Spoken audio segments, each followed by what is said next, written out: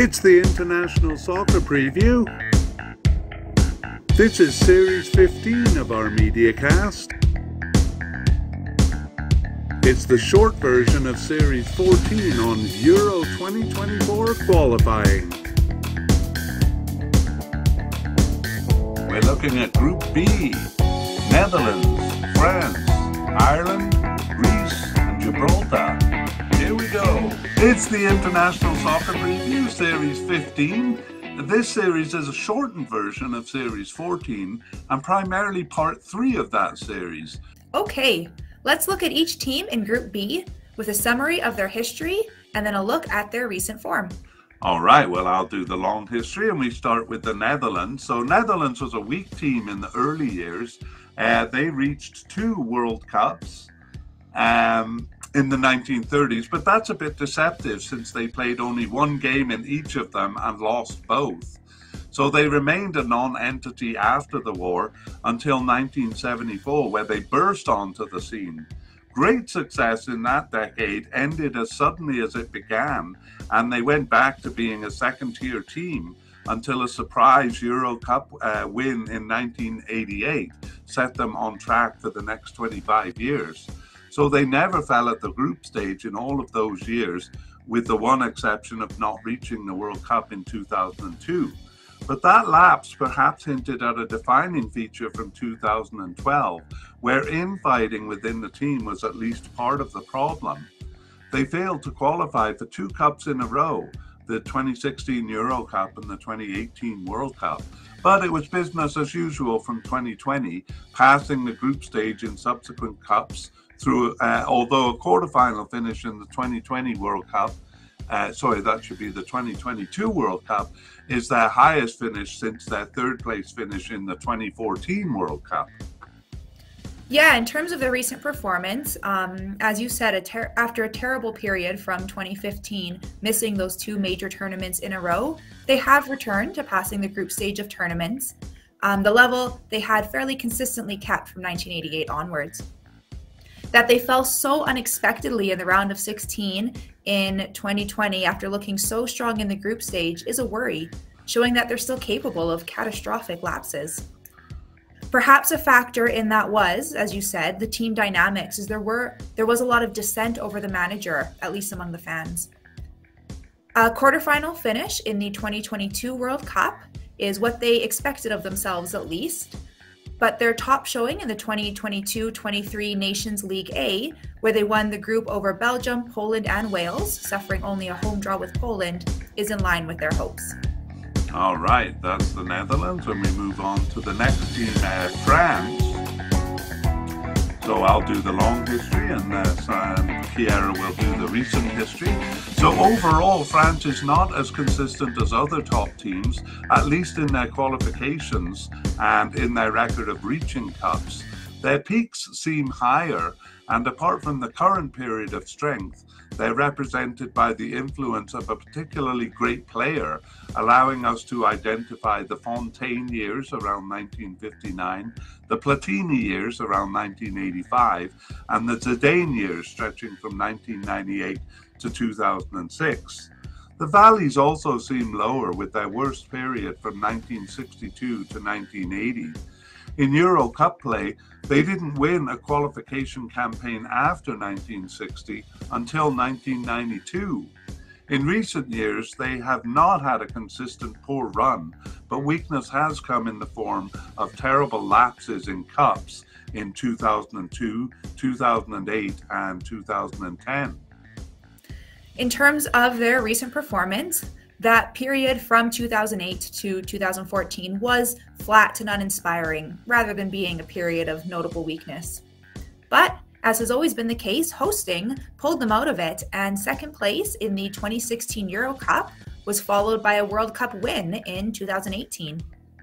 Euro 2020 was a disappointing round of 16 finish, but the 2022 World Cup saw them in the final once more. But if final results are generally impressive, qualification runs are not as consistent as England and Spain, and invariably feature a few points dropped. The 2022-23 Nations League campaign also showed fragility. There, they earned only a single point over Denmark and Croatia and finished third, just a point ahead of Austria, who they bested. All right, well, that's France, and we'll move on to the third team, Ireland. And Ireland is notable in how often they come close to reaching a cup, falling short more often than not, and often due to too many draws. They have successfully qualified for 3 World Cups and 3 Euro Cups, and these define periods of strength.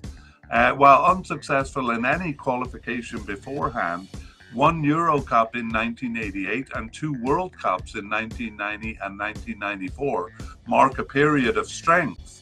Their third and last World Cup appearance in 2002 might be tagged on to that, since they did reach final playoffs in the 3 qualifications in between. The second period of strength was less impressive, with 2 Euro Cup qualifications in a row in 2012 and 2016. Only in 2016 did they pass the group stage, though they had done so in all their World Cup appearances. Now that Euro Cup has expanded to 24 teams, their general strength suggests regular participation, even if they did fail to reach it in 2020. For their recent performance, they have been in decline since their round of 16 finish in the 2016 Euro Cup. In truth, they have not even maintained their history of coming close. They reached a playoff structure in 2020, but fell in the first round there, and were a distant third place in 2022 World Cup qualifying, where they lost to Luxembourg at home. 2022-23 UEFA Nations League action saw them in League B, having been relegated in the previous edition. Though they took points off all teams, they finished third, well behind Scotland and Ukraine, and lost away to last place Armenia. Overall, they seem in a slump, though a strong finish in 2022 World Cup qualification offers a glint of hope. A glint of hope for Ireland, Kiera. All right, though I'm saying that because we have an Irish background, so we're always kind of pulling for Ireland. Our fourth team then is Greece. Greece is an unpredictable team. Their standard finishing qualifying campaigns is third place, but when it's not, it's more often fourth in World Cup play, but second in Euro Cup play. Intermittently, they rise above that to qualify for a tournament, though there's not much correlation between the 2 tournaments. They qualified for Euro 1980 amidst poor finishes in World Cup campaigns at that time, and then qualified for the 1994 World Cup, surrounded by third place finishes in Euro qualifying. Most interestingly, 2 fourth place World Cup finishes surrounded their stunning Euro Cup victory in 2004. From 2008, though, good performances in both tournaments merged into a valid period of strength. It was successful qualifications for 4 cups in a row from 2008 to 2014. In the last 2 of these, they passed the group stage. It thus came as a shock when in 2016 they finished last in their Euro qualifying group, behind even Faroe Islands, who beat them twice. But they recovered quickly with a solid 2018 World Cup campaign, though it wasn't to the level of reaching cups. So in their recent performance, as you said, a strong period from 2008 to 2014 fell off a cliff with that truly ghastly performance in 2016. A quick recovery in the 2018 World Cup qualifying saw them reach a final playoff. A return to their standing third place finish followed in Euro 2020 and World Cup 2022 qualifying, finishing 4 points or more behind second in both cases. A strong showing in their 2022-23 UEFA Nations League C group, where a loss in Cyprus was their only points drop, saw them promoted to League B. That is positive, but is akin to finishing third in qualifications, and their performance in League B will be the test of their current form. All right, and our final team is Gibraltar. And in terms of their longer history, well, with a population of only 32,000, Gibraltar seems bound to remain one of the weakest teams in Europe. While their goals against record has improved, they still lose all games and have a worse goal record goals against record, that is, than most of the weak teams in the region. A few competitive results, losses by only a 1-goal margin, offer the hope of their first point. The Nations League record is a better measure of their strength, though. They have proven competitive among the weakest teams in the region there. In their recent performance, while they await their first point in a qualifying campaign, they can only aim for the odd competitive game and a respectable scoreline against teams much stronger. UEFA Nations League is more suited to their level, as they can enjoy competitive games and some good results. They did well, earning promotion to League C in 2021-22. That proved far too rich, though, as they were demoted quickly.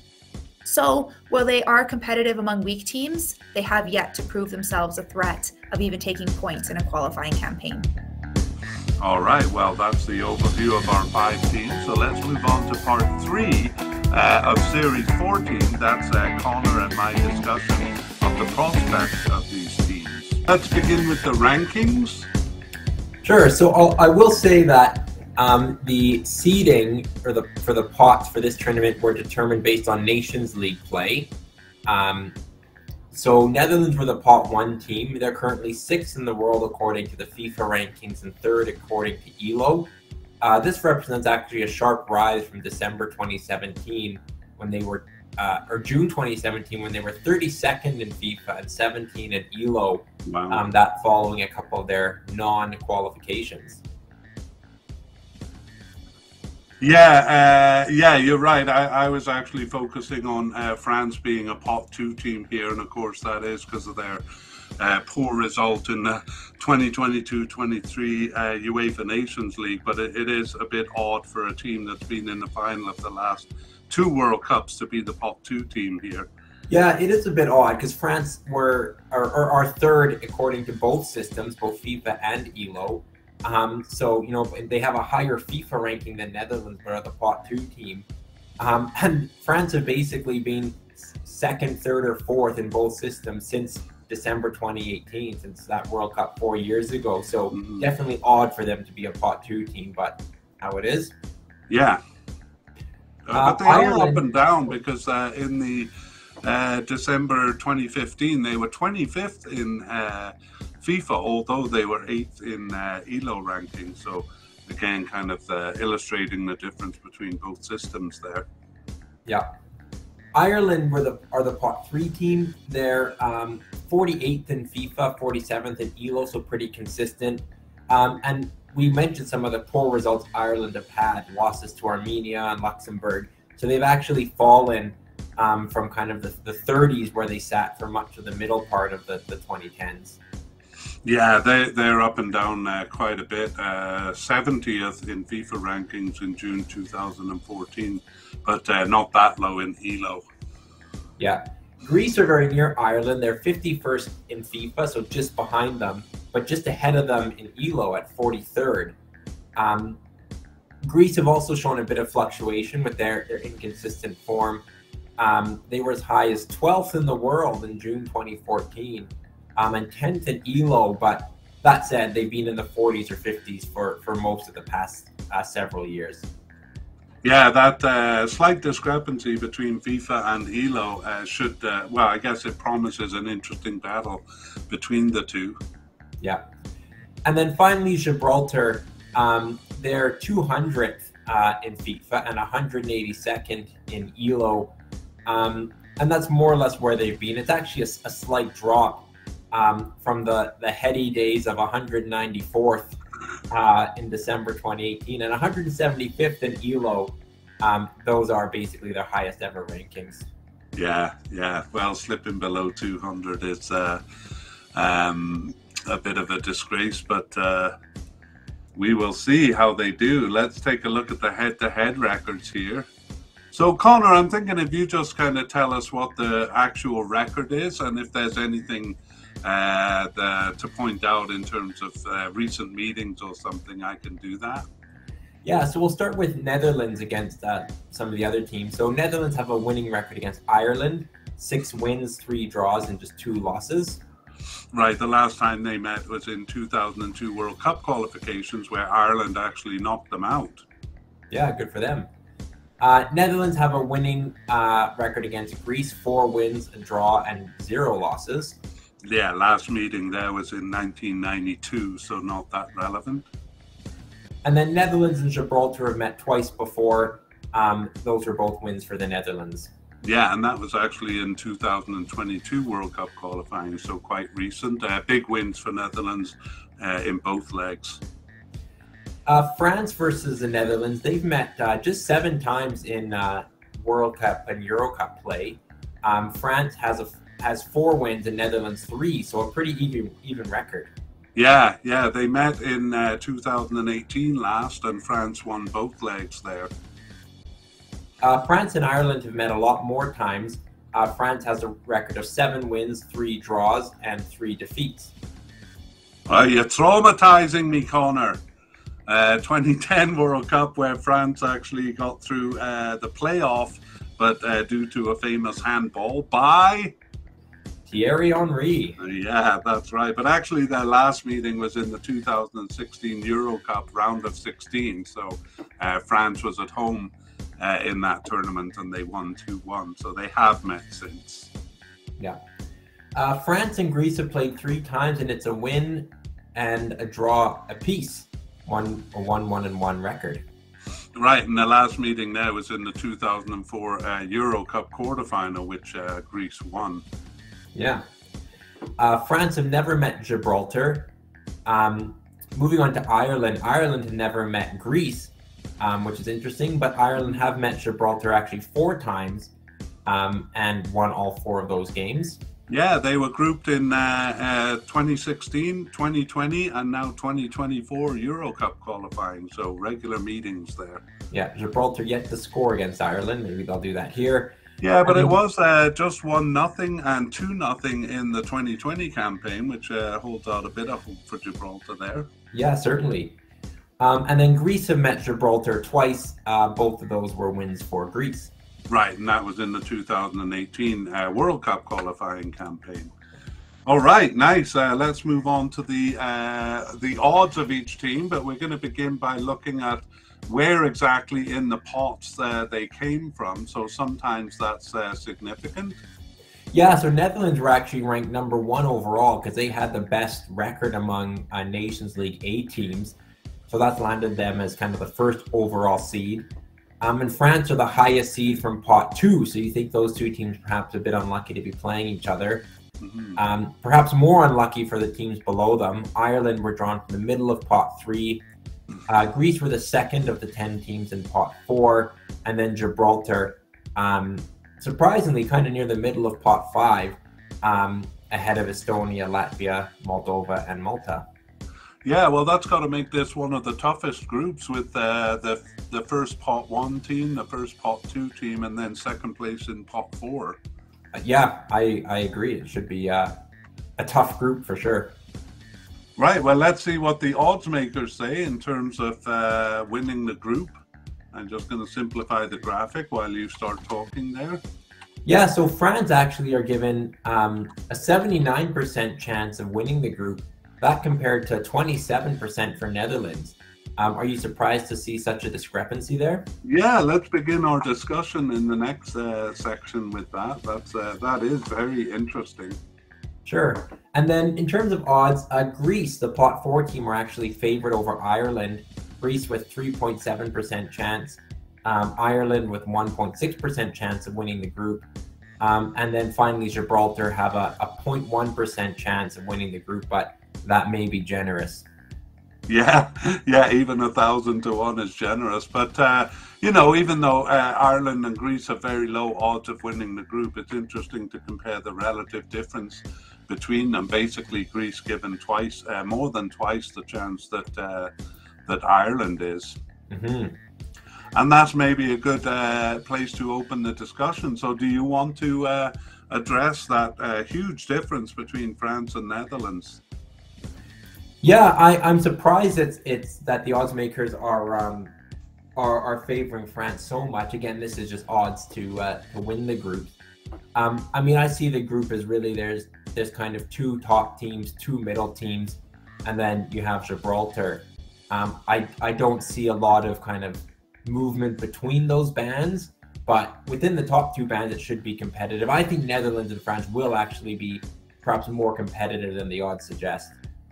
Yeah, I got to agree with you there. I think I may give France the edge. I wouldn't be surprised to see them with slightly higher odds than the Netherlands, but this is like 3 times the chance. I don't think so. There are a couple of strikes against France. We saw with the 2022-23 UEFA Nations League that France can definitely put in some poor campaigns, and we saw that over their longer history too.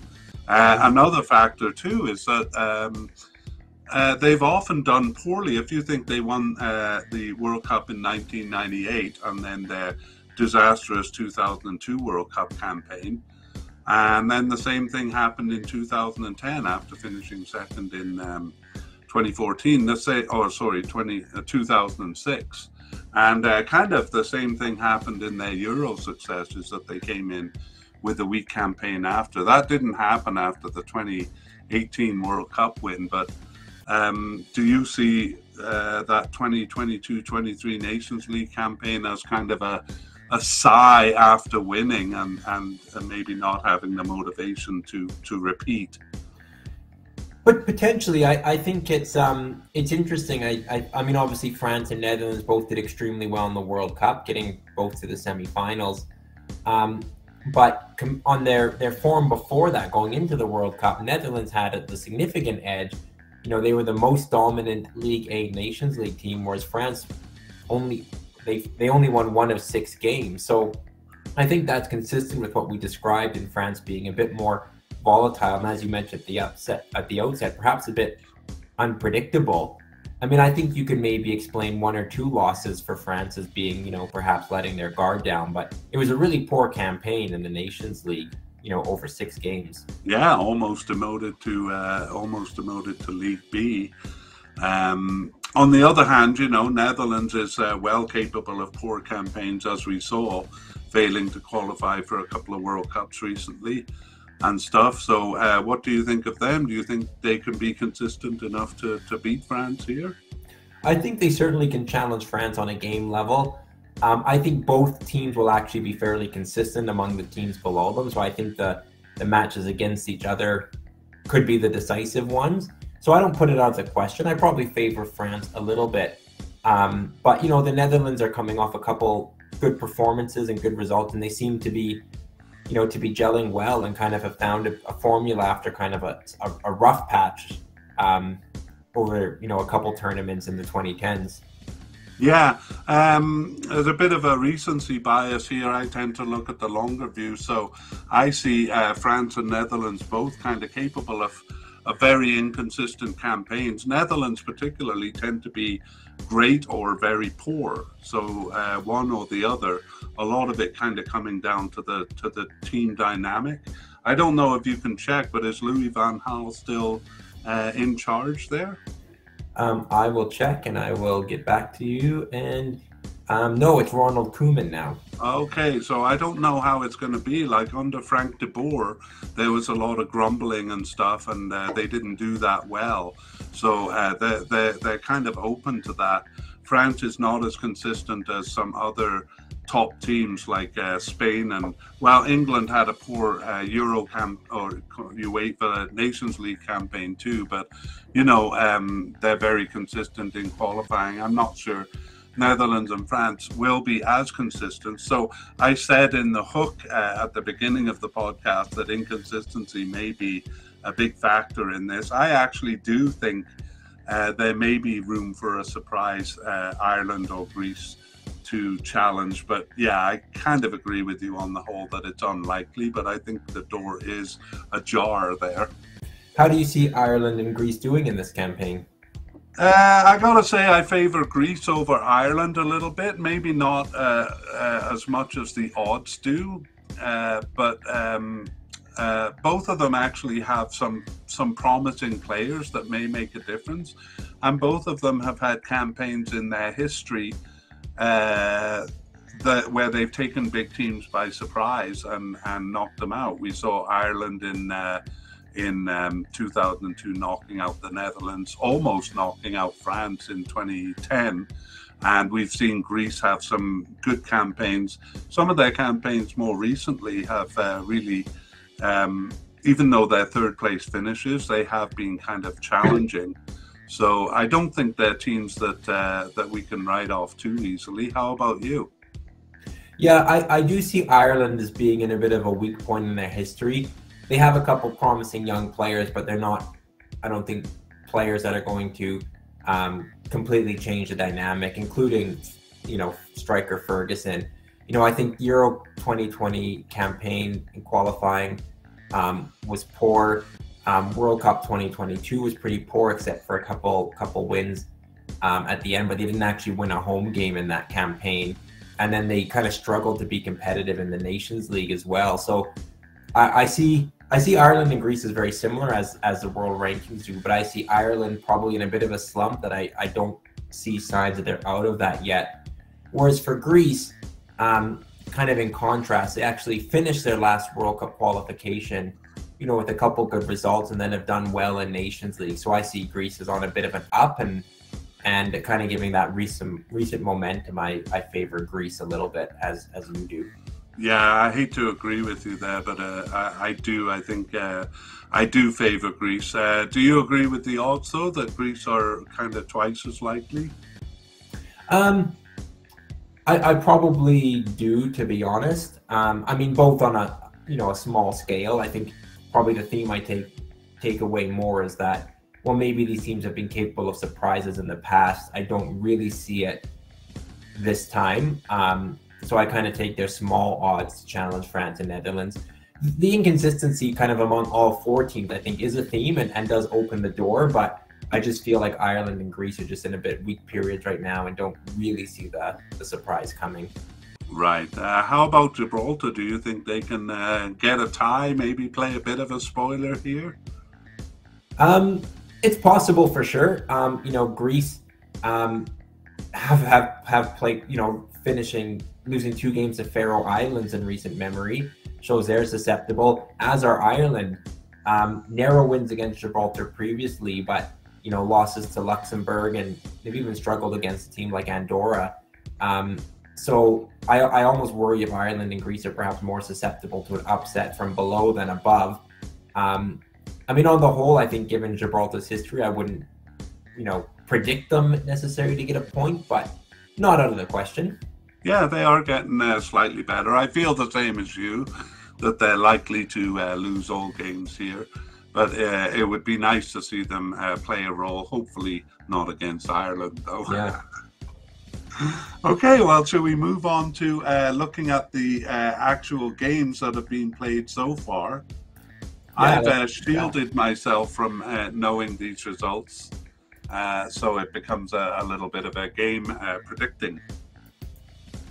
All right, so let's start with the first one. France-Netherlands, a heavy-hitting match to start off with. Yeah, that's a really good start. And again, France not as consistent at home as some of the big teams are, like Spain.